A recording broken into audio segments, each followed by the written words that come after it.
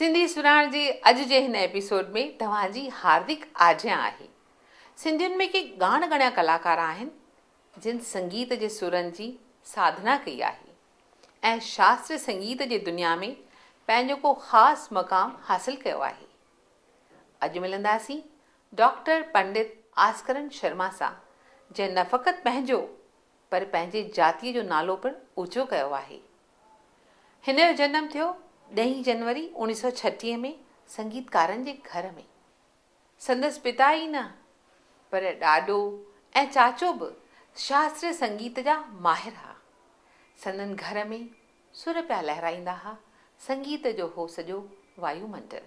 अहिड़े वायुमंडल में पंडित आस्करन शर्मा 15 सालनि जी उमिरि में पंहिंजे क़ाबिलियत जो धागो ॼमाए छॾियो। अचो त गॾिजूं पंडित आस्करन शर्मा सां।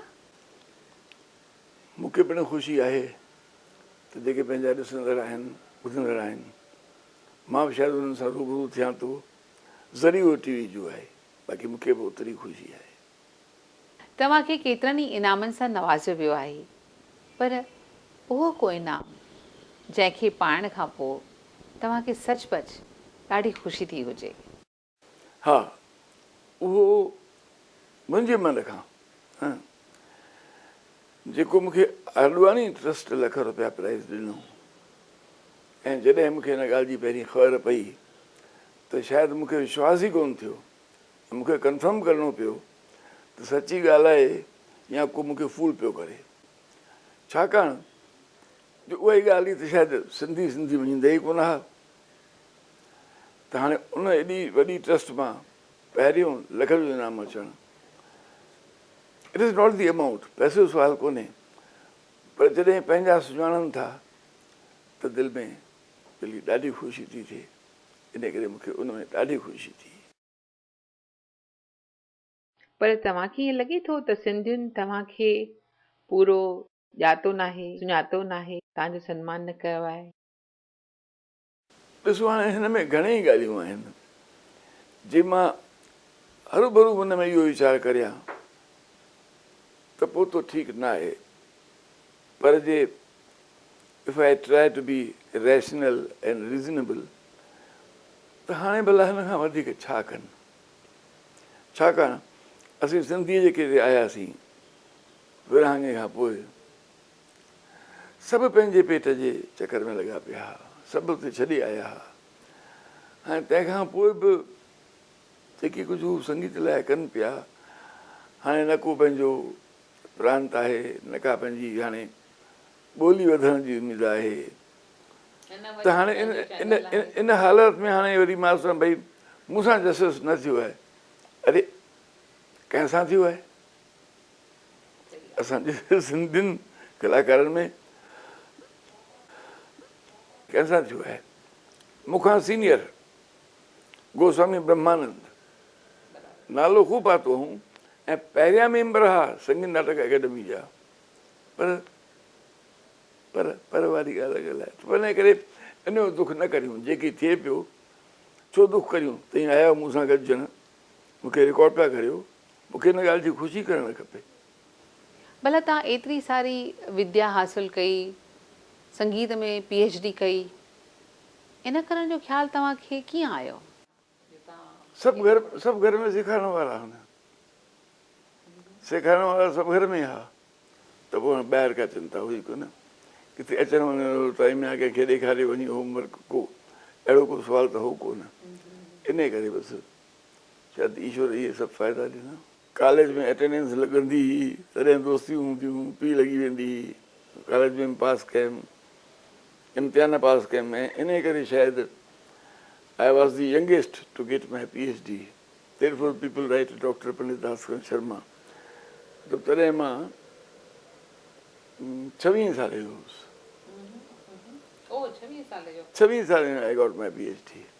साईं, तव्हां केतिरियूं ई धुनूं ठाहियूं आहिनि, केतिरनि ई गीतनि जूं, उन्हनि मां को गीत, का धुन जेका तव्हांखे ख़ासि वणंदी हुजे, छो न इन जूं ॿ टे सिटूं तव्हीं दर्शकनि खे ॿुधायो? पोइट्स त मूंखे सभई मतिलबु सिंधी में के तमामु सुठा आहिनि। सच मां त चवंदो आहियां त पोइट्स त बिल्कुलु ग़ालिब ऐं दाग़ जे बराबरि जा पोइट्स आहिनि, मतिलबु ग़ज़ल गोई में आई कैन नॉट से हाउ रोज़ कहिड़ी लेवल ताईं आहे, पर ॻाइण जे करे मूंखे उर्दू ग़ज़ल जो शौक़ु रहियो आहे। दुख दर्द अलम रंज ऐं अरमान हज़ारे, हिकु दिलि में रहनि कीअं था महिमान हज़ारे, जेसीं मुंहुं ॾिए हिक खे ॿियो उभरे थो तेसीं, वीचारो ख़ुदा हिकिड़ो शैतान हज़ारे। ऐं ॾिसो ज़ाहिर में ज़िंदा दिलि इंसानु लॻे थो ऐं निर्मल, ज़ाहिर में ज़िंदा दिलि इंसानु लॻे थो ऐं निर्मल, पर अंदर में खणी घुमे थो शमशान हज़ारे। भला इहो ॿुधायो त असीं ॿारनि में नौजवाननि में संगीत बाबति, सिंधी संगीत बाबति कीअं चाह जाॻायूं? हिकु ॻाल्हि ॿुधायां, मूंखे लॻे थो त हर का क़ौम उनजो कुझु पंहिंजो कमु हूंदो आहे। सिंधी जेके आहिनि से सिंधी क़ौम ट्रेडर आहे, उहे ट्रेडिंग करणु ॼाणनि था, उन ई धंधे में ॼाणनि था। बाक़ी सिंधीअ में का ख़ानदानी अहिड़ो कोन्हे जे गानो बजानो कंदा हुजनि, न घणो कयो आहे त ब्राह्मणनि कयो आहे, भई जिन खे चिंता न हुई पैसे जी, जजमान पाण सभु पिया मोकिलींदा, हू पिया साधना कंदा हुआ। त हाणे छा कजे जो ॿारनि में संस्कार पवंदो आहे माउ खां, तव्हां जॾहिं माउ उन में उहो संस्कार विझे त ही श्लोक आहिनि, ही मंत्र आहिनि, हिनखे ॻायो, उन्हनि खे पढ़ो। आहे ॾाढो लंबो प्रोसेस, पर थी सघे थो। जे मूंखे मुंहिंजी नानी ऐं ॾाॾी मंत्र श्लोक पाढ़े सघी त पोइ अॼु छो नथा पाढ़े सघनि। तव्हां पंहिंजी एकेडमी शुरू कई आहे संगीत सेखारण जी, उन मां ताईं केतिरे क़दुरु सेटिस्फाइड आहियो, मुतमइन आहियो? हाणे उन बाबति कोशिशि त मूं शायदि इन उमेद सां कई हुई त कुझु विद्यार्थी ईंदा ऐं ख़बर पवंदी, कुझु असांजा सिंधी ॿार बि ईंदा, पर कुल जमा ख़र्च 2 सिंधी ॿार आहिनि हुते। पर ठीकु आहे, ॾिसो हाणे संगीत को अहिड़ी मामूली विद्या त आहे कोन, उहो त ईंदे ईंदे ईंदी आहे न। अच्छा, भला तव्हांजा सिंधी शागिर्द केतिरा आहिनि ऐं कहिड़ा आहिनि? सिंधीअ में हाणे शायदि शुरू त मूं वटि घणेई आया, पर उन महिनत खां शायदि असांजा ॿार कॾहिं कॾहिं भॼी विया हलिया। ऐं शायदि मूं बि केतिरनि खे चयो भई ध्यानु रखो, पर हाणे 2 मुंहिंजा अहिड़ा आहिनि प्रेमी जे शायदि सालनि खां टिकिया आहिनि, ऐं तॾहिं लॻो थिए हा भई ही कुझु करण वारा आहिनि, ऐं उन्हनि वाकई कुझु कयो बि आहे।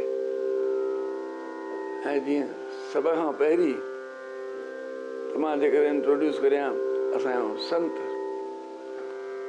संत कालीराम, जेके हेॾी वॾी गादी जा मालिक, यानी की वसण घोट जी गादी जेका हिंदुस्तान पाकिस्तान में मशहूरु आहे, ऐं हिननि जी उहा तपस्या त सुबुह जो 8 बजे मुंहिंजे घर पहुचणु, उल्हासनगर मां निकिरी करे, का रवाजी ॻाल्हि कोन्हे। असीं हिकु ॾींहुं वञूं था ऐं थकिजी पऊं था, ही बराबरि हुन अध्ययन में लॻा पिया हुआ। ॿियो असांजो ही गिरीश, इहे 2 आहिनि असांजा जेके हाणे जिन मां उमेदूं छा, बसि हाणे ही बराबरि लाइन ते आहिनि। तव्हांजी ज़िंदगी में केतिरा ई अणविसरंदड़ वाक़ा थिया हूंदा, के ॻाल्हियूं जेके तव्हीं कॾहिं विसारे न सघंदा, का अहिड़ी ॻाल्हि तव्हीं असांखे ॿुधाइणु चाहींदा? ॿुधो भई, दुख खे यादि करणु त मुंहिंजे स्वभाव में आहे कोन, ऐं शायदि सुख ते बि घणो मां नचंदो टिपंदो कोन आहियां। शायदि मूंखे गुरु नानक जो इहो सबक़ यादि आहे, सुख दुख दोनों एक समान, ॿिन्ही खे, पर आख़िर इंसान आहियां, रवाजी इंसान आहियां। हा, हिकु दफ़ो ॾाढी ख़ुशी थी जॾहिं मूं उते लंडन में जॾहिं वियासीं गानो 15 ॾींहं जी वर्कशॉप लाइ सेखारणु, त दैट ग्रेट म्यूज़िशियन बाल मुरली कृष्ण, यानी एॾो वॾो म्यूज़िशियन आहे जंहिंखे असीं दिलि सां चाहियूं था। त हिकु ॾींहुं सुबुह जो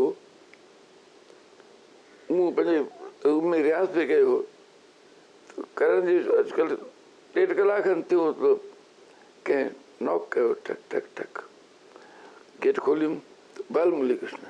मूं चयो प्लीज़ प्लीज़ प्लीज़ कम, प्लीज़ कम। I am sorry I have disturbed you, but I have been listening to you for last 1.5 hours. It's not only me, but my secretary, that lady, and would you please, are you leaving now? I said, no, I am here. Please be here. I am just coming after 3-4 minutes.